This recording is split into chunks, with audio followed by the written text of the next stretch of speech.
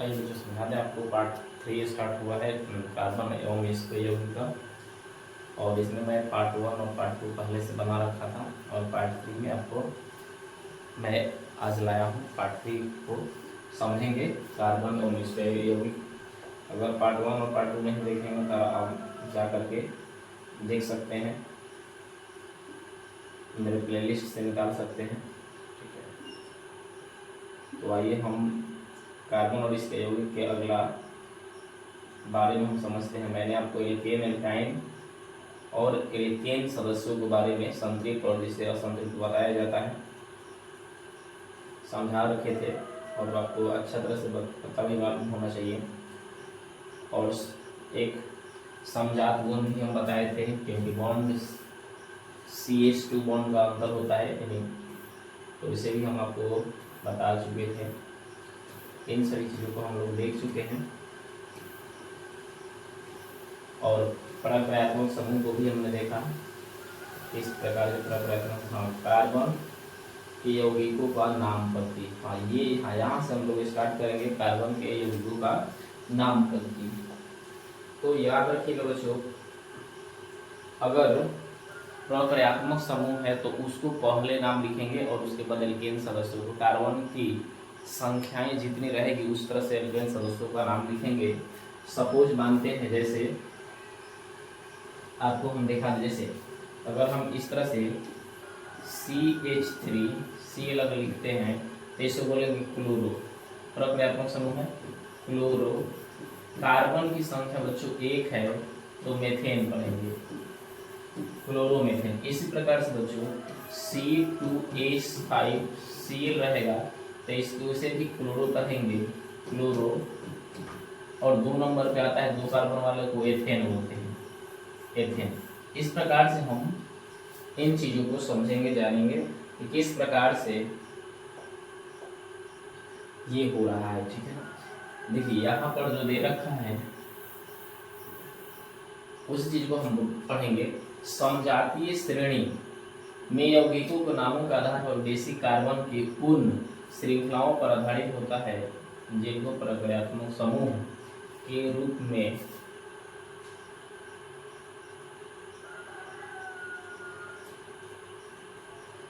अनुलग्नक, उपसर्ग या अनुलग्नक या पूर्व लग्नक, इसको एक ही नाम से जाना जाता है, प्रत्यय। यानी सारा चीज एक ही बात है, जो प्रक्रियात्मक समूह है उसको पहले लिखना है।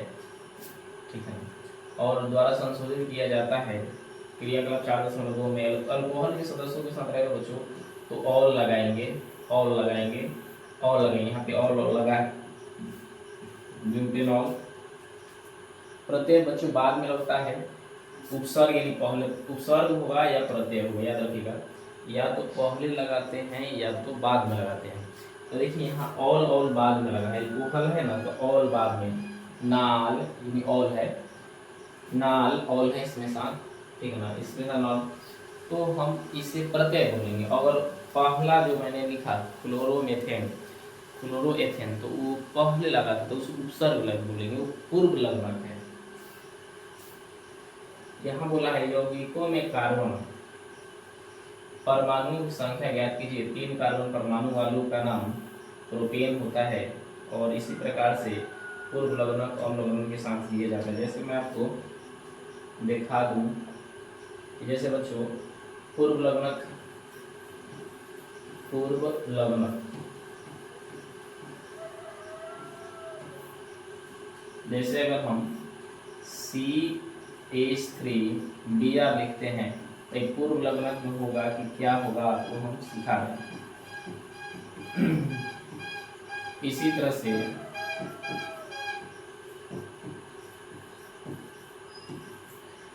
देखिए बच्चों, अगर हम कार्बन की संख्या यहाँ 1 है तो 1 कार्बन रहेगा बच्चों तो मेथेन लिखेंगे, मेथेन पढ़ेंगे। 2 कार्बन होगा तो एथेन पढ़िएगा, 3 कार्बन होगा तो प्रोपेन, 4 कार्बन होगा तो ब्यूटेन, 5 कार्बन होगा तो पेंटेन, 6 कार्बन होगा तो हेक्सेन, 7 कार्बन होगा तो हेप्टेन, 8 कार्बन होगा तो ओक्टेन।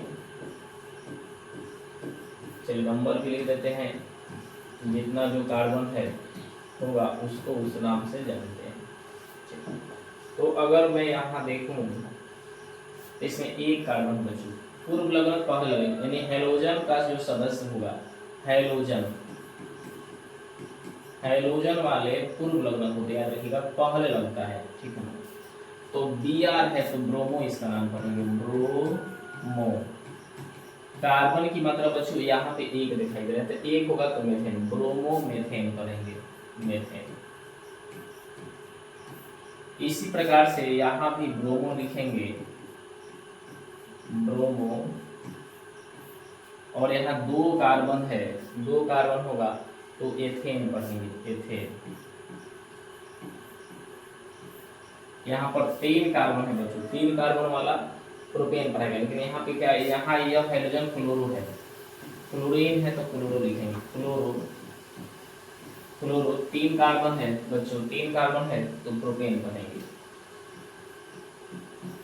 प्रोपेन। यहाँ पर सॉरी 4 कार्बन है और क्लोरो है, तो क्लोरीन है तो क्लोरो, क्लोरो। 4 कार्बन वालों को देखिए क्या पढ़ेंगे, ब्यूटेन, यहाँ पे ब्यूटेन लिखेंगे।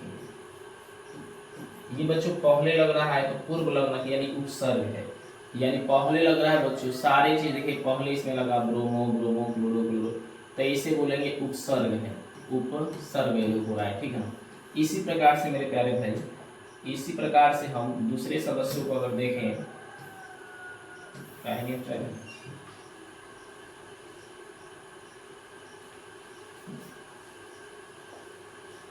इसी प्रकार से हम अब प्रत्यय वाला देखेंगे, तो जैसे यहाँ पे हम लिखेंगे CH3OH,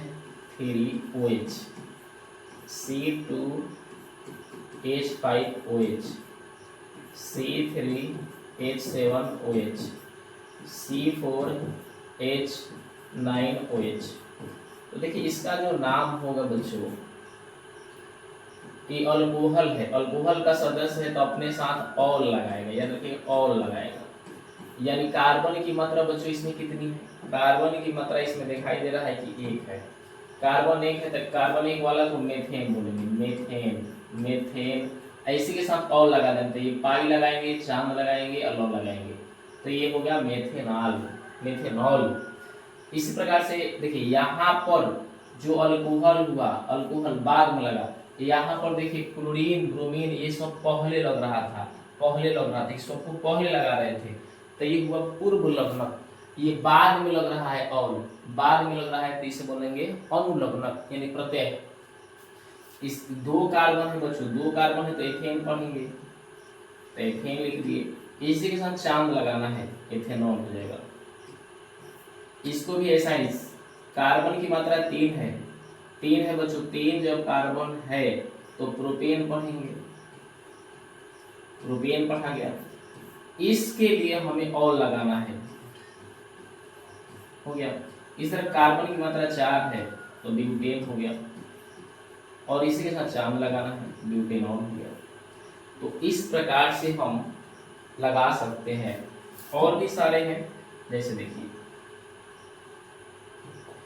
यहाँ पे देखिए HCOOH, ठीक, वो एक होता है CH3COOH, C2H5COOH, ये ओइक लगाएगा, ओइक अम्ल, ओइक अम्ल लगाएगा, अम्ल लगाएगा। तो इसका नाम हम क्या पढ़ेंगे, 1 कार्बन है बच्चों तो मेथेन पढ़ेंगे, मेथेन। इसी के साथ ओइक लगाना है, ओइक, ओइक अम्ल लगा दीजिए, अम्ल हो गया, मेथेनोइक अम्ल। इसका नाम देखिए, कार्बन कितना है, यहाँ कार्बन 1 है, यहाँ कार्बन 1 है, तो 1 कार्बन और 1 कार्बन, आप भी जानते हैं 2 कार्बन हो गए, यानी यहाँ पर 1 कार्बन है और यहाँ पर 1 कार्बन है, 2 कार्बन है, तो 2 कार्बन वालों का बोलेंगे एथेन, तो एथेन हो गया, एथेन। अब इसी के साथ ओइक लगा देना है, ओइक, मेथेनोइक अम्ल। इस प्रकार से हम देख रहे हैं ये क्या बाद में लग रहा है, तो बाद में लग रहा है यानी प्रत्यय है, अनुलग रहा है। आशा करते हैं आप लोगों को हमारी बातें अच्छी तरह से समझ में आती होंगी। आइए हम पाठ्य वस्तु पे चलते हैं अपना। देखिए बच्चों, यहाँ पर तीसरा बोला है हमसे, ठीक है। तीसरा बोला यदि प्रक्रियात्मक समूह में का नाम पूर्व लग्न के आधार पर दिया जाना हो तो कार्बन की श्रृंखला का नाम अंत से ई हटाकर उसमें सुनिश्चित अनुलग्नक लगाकर संशोधित करते हैं। जैसे कीटोन के समूह में 3 कार्बन वाले श्रृंखला निम्न विधि से नाम से जाने से प्रोपेन, प्रोपान, वन, प्रोपेनॉन। मैंने इतना लिखा है। प्रोपेन में अगर कीटोन का सदस्य होगा तो ऊन लगाएगा, याद रखिए ऊन। इतना बड़ा पढ़ने की कोई जरूरत नहीं है। ऊन जैसे प्रोपेन है बच्चों, प्रोपेन, तो प्रोपेन मैंने लिखा इसमें ऊन लगाना है तो और गायब होगा, एक के लिए चढ़ा दीजिए और इस तरह से। जैसे ब्यूटेन में अगर ब्यूटेन होगा तो इसमें ऊन लगा दीजिए। इस तरह से आप आराम से लिख सकते हैं ब्यूटेनोन, ठीक है। असंतृप्त श्रृंखला में कार्बन श्रृंखला का नाम दिए गए अंतिम में एन को सारणी के रूप में दर्शाया गया है। चलिए सारणी ही पढ़ते हैं हम, क्या पढ़ रहा है हमसे, ठीक है। यहाँ देखिए, यहाँ देखिए क्लोरीन बच्चों, क्लोरीन लगाया है ना, तो कार्बन कितना 1 2 3, तो 3 वाले को क्या बोलते हैं बच्चों, प्रोपेन।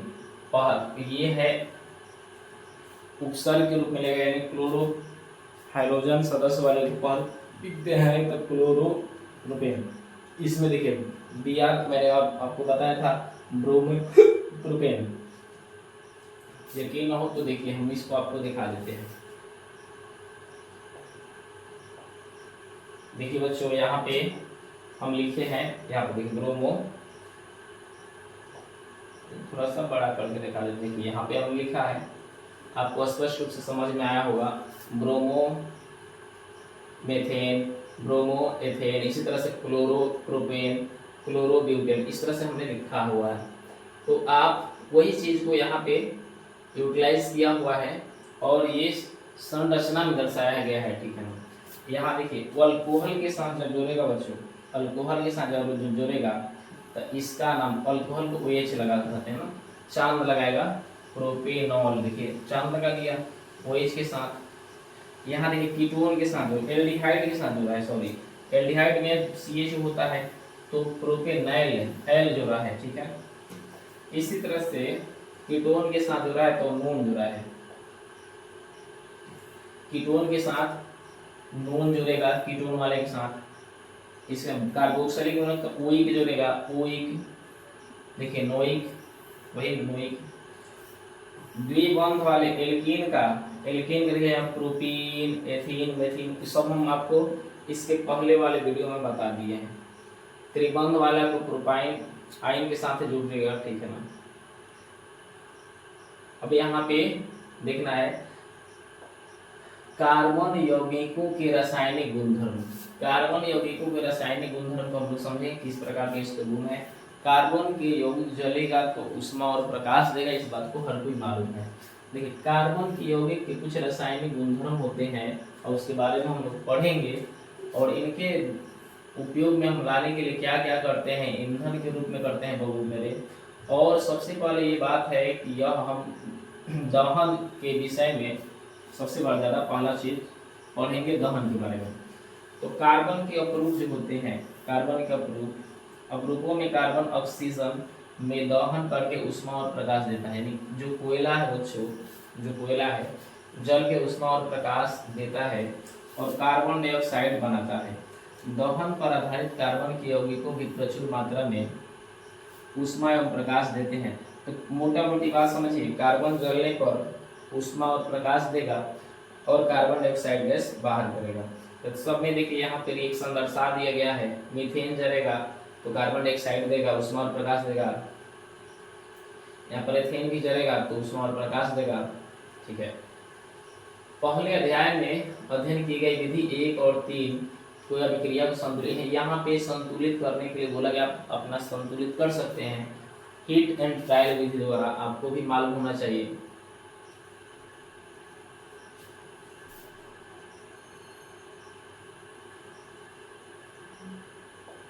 यहाँ देखते हैं संतृप्त हाइड्रोकार्बन। संतृप्त हाइड्रोकार्बन से आपको इसका फॉर्मूला ध्यान कराना चाहिए, ठीक है ना। संतृप्त क्या है, एल्केन के सदस्य होते हैं। समांतर स्वच्छ ज्वाला निकलेगी, जबकि असंतृप्त कार्बन के यौगिक से अत्यधिक काले धुएं निकलते हैं और पीले ज्वाला निकलेगी। तो याद रखिएगा, सबसे ज्यादा संतृप्त वाला ज्वाला देगा और असंतृप्त वाला बताया जा रहा है कि काला धुआं ज्यादा देगा और पीला ज्वाला के साथ जलेगा। देखिए संतृप्त वाला हाइड्रोकार्बन वाला स्वच्छ ज्वाला निकलेगा, स्वच्छ माने एकदम साफ सुथरा निकलेगा। संतृप्त जो हाइड्रोकार्बन है उससे अगर आग देखा जाए तो बहुत अच्छा से निकलेगा, स्वच्छ ज्वाला निकलेगा। और असंतृप्त वाला बताया जा रहा है कि इसका धुआं जो होगा बच्चों काला होगा, ठीक है। इसके परिणाम स्वरूप धातु के तस्तरी पर कजली निक्षेपण होगा, यानी असंतृप्त वाले को जलाएंगे और धातु के साथ अगर उसको धातु रख के उसको हिट करेंगे तो धातु पर काला धब्बा आ जाएगा, ठीक है। इसलिए बताया जाता है अपूर्ण दहन होने पर संतृप्त हाइड्रोकार्बन से भी कजली ज्वाला निकलेगी। घरों में उपयोग में लाई जाने वाली गैस जैसे केरोसिन, स्टोव में वायु के लिए छिद्र होते हैं जिनसे पर्याप्त मात्रा में ऑक्सीजन समृद्ध मिश्रण जलकर स्वच्छ नीली ज्वाला देता है। ये संतृप्त हाइड्रोकार्बन के बताया जा रहा है कि जो ऑक्सीजन हम लोग इस्तेमाल करते हैं वो संतृप्त ही होता है। छिद्र अवरोध ईंधन के व्यर्थ व्यय हो रहे हैं। कोयले और पेट्रोलियम जैसे ईंधनों को कुछ मात्रा में नाइट्रोजन और सल्फर होता है। बोला जा रहा है कि कोयला में और पेट्रोलियम में, ठीक है ना, संतृप्त कार्बन तो हिले है लेकिन उसमें नाइट्रोजन होता है और सल्फर भी होता है, जो दहन के फलस्वरूप जो जलने के बाद, ठीक है ना, नाइट्रोजन ऑक्साइड का निर्माण करता है जो हमारे पर्यावरण के बहुत ही प्रदूषक है। क्या क्या बच्चों, कोयला को अगर जलाते हैं, पेट्रोलियम को जलाते हैं, पेट्रोलियम डीजल पेट्रोल जलता है तो उसमें सल्फर रहता है और नाइट्रोजन रहता है। यही सल्फर ऑक्सीजन के साथ संपर्क करके सल्फर डाइऑक्साइड और नाइट्रोजन डाइऑक्साइड बनता है, जो कि हमारे पर्यावरण के लिए सबसे ज्यादा घातक है, ठीक है।